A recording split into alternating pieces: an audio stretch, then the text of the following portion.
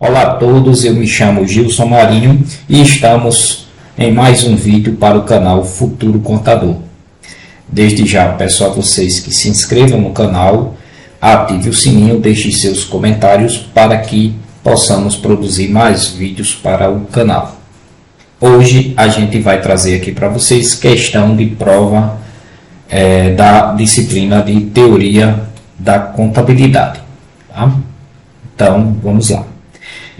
Questão 10. Um jovem empreendedor foi convidado a investir em uma empresa de calçados. Para decidir a respeito do investimento, solicitou aos proprietários da empresa um relatório que mostrasse os valores dos estoques, das contas a receber, das disponibilidades, dos bens materiais e imateriais existentes, das obrigações a pagar e do valor de capital registrado. Para que pudesse efetuar o cálculo dos índices de liquidez de uma sequência de períodos, os proprietários devem solicitar ao contador qual demonstração contábil para atender ao investidor. Então temos aí, ó, pessoal, demonstração dos fluxos de caixa, demonstração das mutações do patrimônio líquido, demonstração dos valores agregados, demonstração dos resultados do exercício e balanço patrimonial. Vamos aqui um pouquinho de teoria para a gente poder definir a nossa opção, né? Então vamos lá. O balanço patrimonial é uma demonstração financeira que mostra a situação de uma empresa em um momento específico. Como um retrato, ele é um dos principais relatórios contábeis, pois apresenta tudo que a empresa possui: ativo, o que ela deve, passivo, e o valor de seus sócios ou proprietários, o patrimônio líquido. Para calcular os índices de liquidez, você precisa de dados do balanço patrimonial da empresa. Existem 4 tipos principais de índices de liquidez, cada um com uma finalidade diferente. Eles medem a capacidade da empresa de pagar suas dívidas de curto e longo prazo. Esses índices são o índice de liquidez geral, o índice de liquidez corrente, o índice de liquidez seca e o índice de liquidez imediata. Então, nossa resposta aqui seria a questão balanço patrimonial. Questão número 11.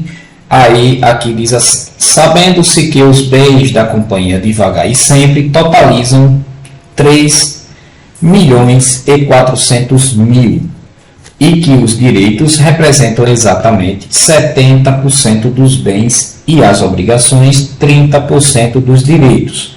Calcule o patrimônio líquido da empresa. Então, a questão nos pede para encontrar o patrimônio líquido, né? Então, a gente vai aqui utilizar essa planilhazinha do balanço patrimonial, a questão 11.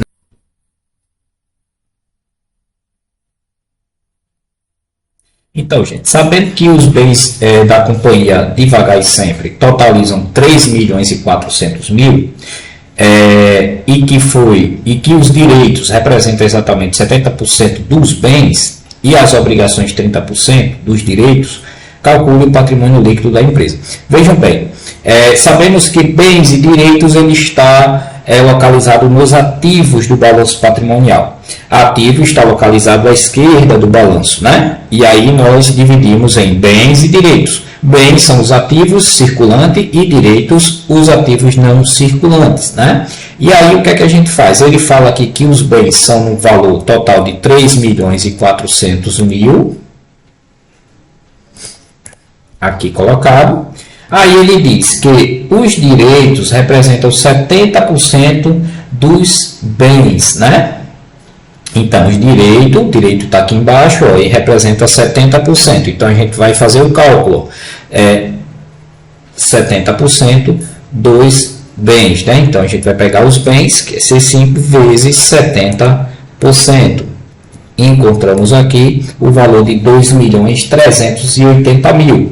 Encontramos o valor dos direitos, né?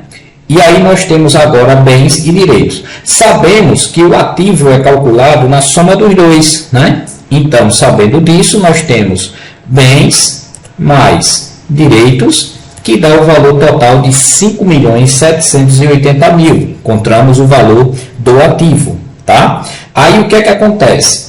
nós agora vamos partir para o passivo, porque ele fala aqui que as obrigações são 30% dos direitos, né? Então, se as obrigações são 30% do direito, o que é que nós vamos fazer? Obrigações são aqui o passivo circulante, né? E o passivo não circulante, né? Então, obrigações, aí a gente vai botar aqui, ó, obrigações. E aí ele diz que é 30% de quê?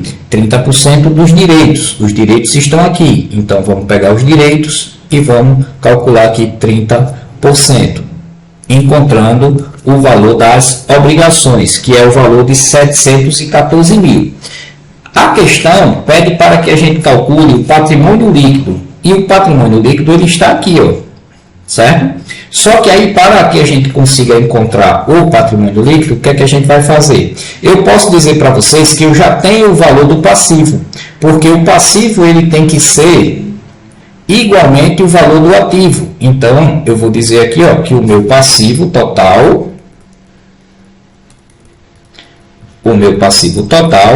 ele é igual a o nosso ativo. Então, vou botar aqui que ele é igual ao nosso ativo, ok? E assim a gente já encontrou o passivo, o total do passivo também. E para que a gente encontre o patrimônio líquido, a gente vai fazer a equaçãozinha, que é o quê? O patrimônio líquido é igual ao passivo menos as obrigações. E aí, dessa forma, a gente encontra o patrimônio líquido. E aí eu vou dizer que o patrimônio líquido é igual ao total do passivo menos as obrigações. O nosso patrimônio líquido é no valor total de 5.066.000. Vamos ver na questão se nossa resposta está correta, tá? O valor que nós encontramos foi 5.066.000. Aí.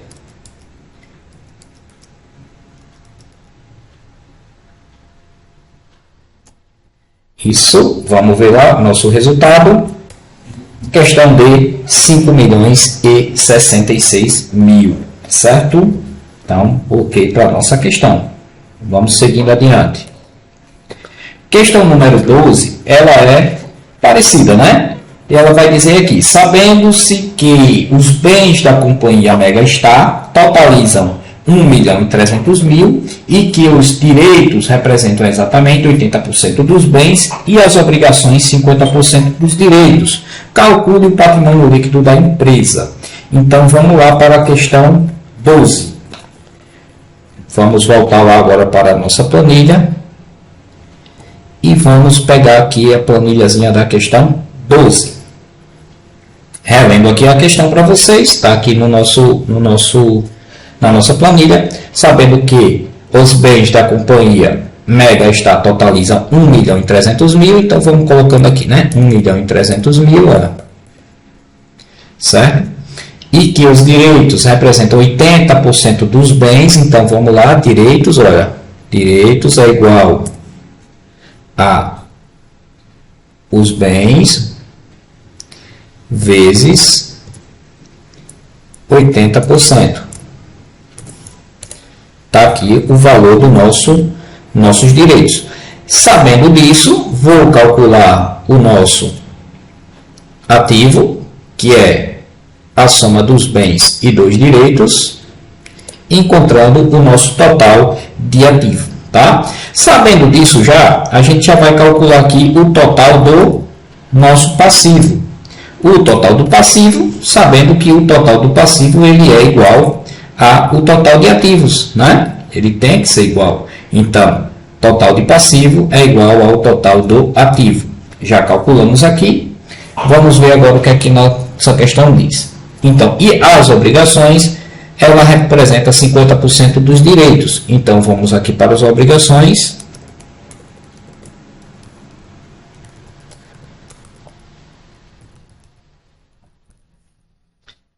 Que representa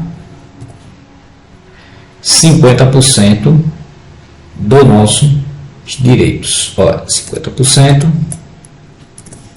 resultando em mil. E aí a questão pede para que a gente calcule também o patrimônio líquido. Então, o patrimônio líquido a gente já sabe que é, pessoal, o total do passivo menos as obrigações. Isso vai nos dar o valor total de 1.820.000, né? Aí vamos ver agora se na nossa questão nós respondemos também correto. Voltar lá.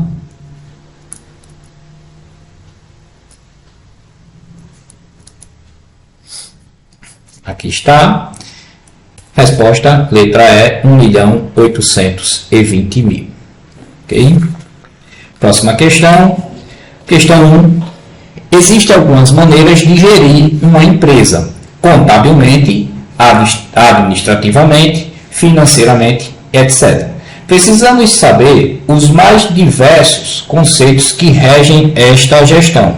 Atente-se ao conceito regime pelo qual o resultado é apurado pelo confronto entre os recebimentos e os pagamentos no decorrer do período administrativo. É o regime utilizado pelas entidades sem fins lucrativos. Estamos falando de qual regime, pessoal? Então vamos ver aqui a nossa questão. A resposta seria a letra A, regime de caixa. E aí, trazendo para vocês o conceito, o regime de caixa é um método contábil que registra as receitas e despesas de uma empresa apenas quando o dinheiro de fato entra ou sai do caixa. Isso significa que a data da transação financeira é o que importa e não a data em que a obrigação foi assumida. Lembrando que uma organização não governamental ela não tem fins lucrativos, então ela trabalha pelo regime de caixa, tá bom? Passando nossa questão 2, vamos analisar aqui. Quando analisamos o cenário da contabilidade, observamos sua rápida evolução devido à escola italiana e, no passado, a contabilidade era utilizada para controle de uma empresa ou de uma pessoa, mas hoje ela é reconhecida como uma ferramenta de apoio para a tomada de decisões, já que relata a gerência toda a vida de uma empresa, permitindo a análise e a verificação da sua situação financeira. Assinalem a alternativa que preenche as lacunas corretamente. Então, ele fala aí a primeira situação da escola italiana e da escola. Aí a gente vai ver a resposta aqui, gente. Olha, a questão seria a escola americana e ela pode, a verificação da sua situação pode ser feita a qualquer momento. Indo aqui para nosso conceito, a escola da contabilidade americana, né? A escola americana se destaca por seu foco na tomada de decisão gerencial e no mercado de capitais. Sua principal característica é a utilidade da informação contábil para investidores e credores. Ela é orientada para o futuro e para a análise, tá? A escola de contabilidade italiana, ela também é conhecida como escola patrimonialista. Tem sua base na teoria do patrimônio e na dinâmica das contas. Para essa escola, o principal objetivo da contabilidade é o controle e a gestão do patrimônio da empresa, garantindo sua integridade. Seguindo adiante, questão 3. O CEO de uma empresa está preocupado com a destinação dos recursos gerados pela empresa, pois há alguns meses vem notando a dificuldade de setor financeiro de saldar compromissos financeiros.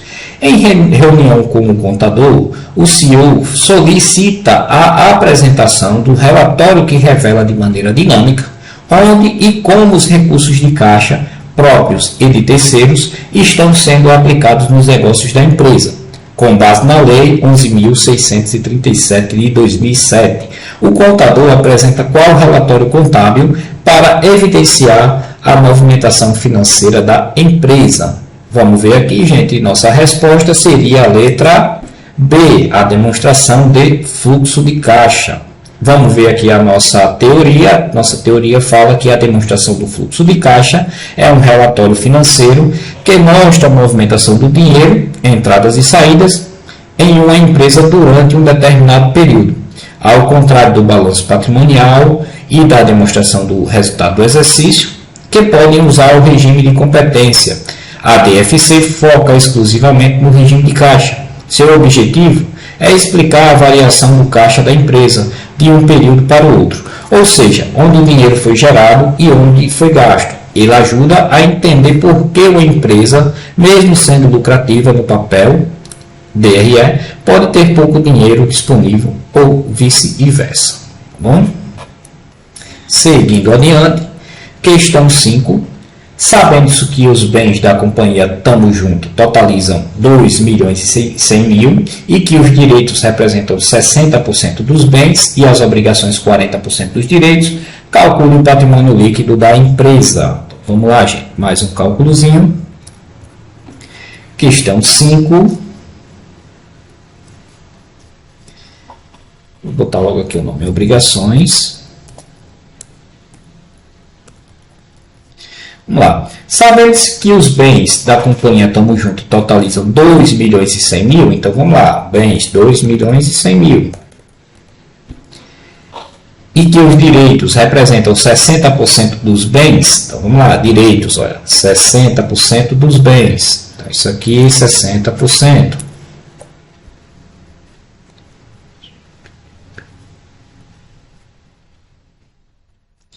Vezes 60%. 1.260.000. E aí ele fala agora que as obrigações são 40% dos direitos. Então, obrigações, 40% dos direitos.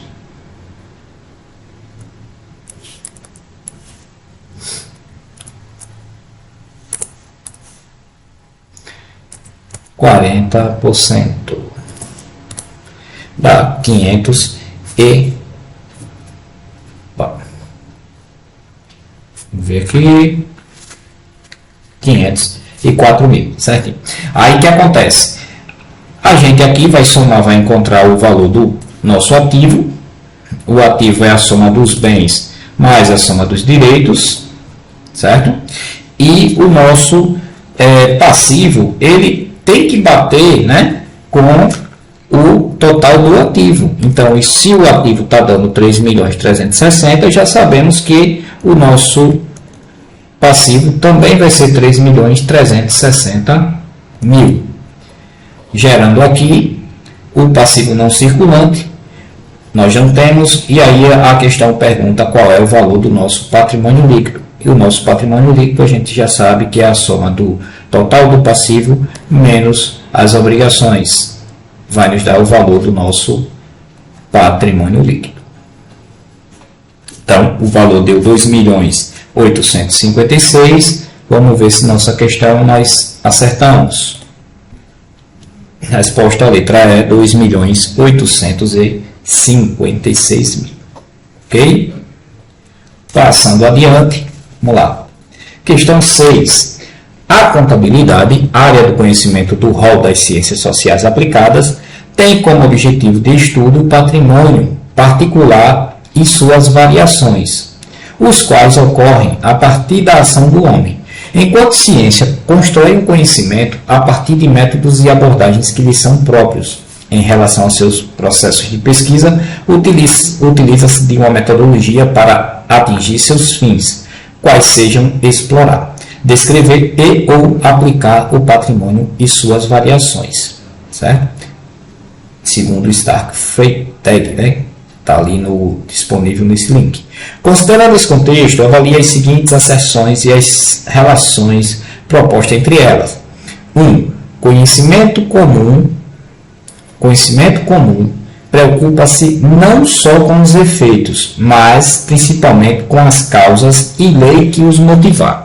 Bom, para a gente responder essa questão, vamos ver aqui a nossa teoria aqui.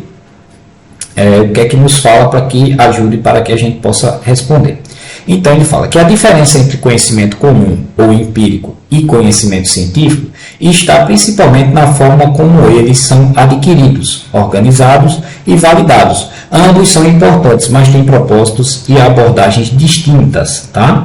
O conhecimento comum é a sabedoria do dia a dia. É um tipo de saber que aprendemos com a experiência. a tradição e a interação com o mundo ao nosso redor. Já o conhecimento científico é um corpo de conhecimento organizado, sistemático, obtido por meio de pesquisa, observação e experimentação. Sua validade depende de um método rigoroso. Então, isso quer dizer que a nossa primeira questão aqui, que fala que o conhecimento comum preocupa-se não só com os efeitos, mas principalmente com as causas e leis que o motivaram. Esse daqui não é no aspecto do conhecimento comum. Então, nossa primeira seção aí estaria falsa, né? Vamos ver aqui nossa resposta, ver se a gente está fazendo certinho. A seção falsa, tá vendo? E a segunda, ele fala que ele exige universalidade, saber explicar em que condições e como as coisas acontecem em qualquer lugar, a qualquer hora, sempre da mesma forma, né? Então, essa sim seria uma proposição verdadeira, né? Então, nossa resposta aí seria a letra D, questão correta. Questão 7, vamos lá. Na teoria dos portfólios, Markowitz, né, trabalha com a ideia do mercado eficiente, na qual o pressuposto básico é que deve haver um sistema de informação eficiente à disposição do mercado para os investimentos. Por esta razão, o papel da contabilidade na geração dessas informações são de extrema importância em mercados eficientes. Existem vantagens e riscos nos investimentos no mercado de ações. Temos como vantagens ao investir em ações. Vamos lá. Então, aqui diz o seguinte: a teoria moderna, ela fala, teoria do portfólio, né? Desenvolvida por Henry Markowitz em 1952, é um modelo matemático que busca otimizar a alocação de ativos financeiros em um portfólio.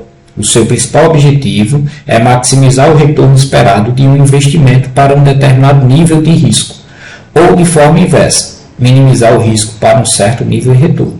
Então, a pergunta dele aqui, quais são, temos como vantagens ao investir em ações, né? Quais são, para investir em ações, quais são as vantagens que tem? Então, a primeira questão aqui fala o seguinte, que para resgatar o dinheiro investido, basta vender a ação. Realmente, na teoria do portfólio, né, nos investimentos, realmente isso acontece. Então, para resgatar o dinheiro, o investimento, basta vender a ação. Você tem a ação, então você vende, é de fácil venda, né? E você consegue resgatar o dinheiro. Vamos ver. Escolher a ação de uma empresa que passa por uma fase ruim. Aí não, né? Aí já não seria uma boa ideia, né? Possibilidade de tornar-se, né, na verdade, sócio de uma grande empresa. A verdade, quando você compra ações, você está fazendo parte da sociedade. Você pode não ser majoritário, algo assim, mas você está fazendo uma sociedade, né? Você está tornando-se sócio de fato. Então, a terceira seria a verdadeira. A próxima situação, em caso de crise econômica, muitas ações perderão valor, né? Na verdade, em caso de crise econômica, muitas ações perderão o valor. Então, isso aqui seria uma situação falsa, né? Já um risco, na verdade, né? E já uma outra situação seria receber parte dos lucros obtidos pela empresa na forma de dividendos. Também seria uma verdade. Então, nós iríamos da primeira situação verdadeira, segunda falsa, terceira verdadeira, quarta falsa, quinta verdadeira. A nossa resposta seria aqui a letra E, certo? Verdadeiro, falso, verdadeiro, falso, verdadeiro. Ok? Seguindo adiante, questão número 8. Na teoria da agência, surgem conflitos entre proprietários e os agentes contratados, fruto da incerteza da realização dos objetivos traçados. Assim, a contabilidade tem papel de destaque na geração de informações. Para dirimir tais dúvidas, são expectativas da contabilidade na teoria da agência, né? Então, item 1, subsidiar a análise de performance dos agentes, né? Temos aí o item 2, continuidade da organização. Item 3, utilização pelos agentes para tomada de decisão. Item 4, subsidiar o desempenho dos agentes. E o item 5, atender às necessidades informacionais dos diversos usuários. Bom, analisando aqui, vamos ver nossa resposta, né? Nós vamos ver aqui o que diz para a gente aqui o conceito de teoria da agência, né? Ele é um conceito central na área de finanças corporativas e governança, que estuda a relação entre o principal e o agente. Ela analisa os conflitos de interesse que surgem quando o principal delega uma tarefa ou autoridade para o agente. Expectativas da contabilidade com relação à teoria da agência. A expectativa de sofrer a avaliação pelo principal, né, proprietário, atender às necessidades informacionais dos diversos usuários, utilização pelos agentes para tomada de decisão e continuidade da organização. Sendo assim, nossa questão aqui, a resposta seria a letra C, onde somente as proposições 2, 3 e 5 estariam certas, né? A 2 fala da continuidade da organização, a 3, utilização pelos agentes para tomada de decisão, e a 5, onde fala em atender às necessidades informacionais dos diversos usuários. Okay? Bom, gente, dessa forma a gente encerra mais uma prova, né? Comentada aqui, corrigida, tá? Espero que vocês tenham gostado. Como eu disse no início, né? Quem puder se inscreva para ajudar o canal, tá? Faz comentários aí se achar interessante, tá? E não esquece de dar o like lá pra gente, tá bom? Até o próximo.